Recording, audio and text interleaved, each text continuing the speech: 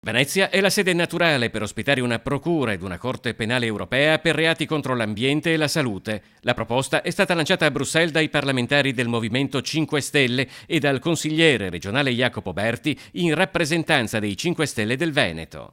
Perché Venezia? Perché Venezia da più di 1000 anni rappresenta, è il simbolo perfetto dell'equilibrio tra uomo, natura, la sua laguna, l'acqua, e in questo equilibrio perfetto l'uomo è riuscito ad esprimersi ai suoi massimi livelli, ed è proprio per questo, perché Venezia rischia di essere distrutta dai cambiamenti climatici, dal surriscaldamento globale, dall'innalzamento delle acque, che dobbiamo salvare Venezia. Venezia, con la forza della sua storia e del suo patrimonio artistico, ma anche con le sue fragilità, è una città simbolo dell'equilibrio tra uomo e ambiente e rappresenta dunque la sede naturale per ospitare due organismi importanti in un periodo in cui i cambiamenti climatici lanciano sfide nuove alla tutela dei beni comuni e dei diritti dell'uomo. E se salveremo Venezia, salveremo il pianeta, e quindi questo deve essere il luogo perfetto per accogliere la Corte Penale Europea per l'Ambiente assieme alla Procura Penale Europea per l'Ambiente. Cosa vuol dire? Finalmente un tribunale per andare a sanzionare, per andare a colpire chi inquina, chi mette a repentaglio il nostro futuro, chi mette a repentaglio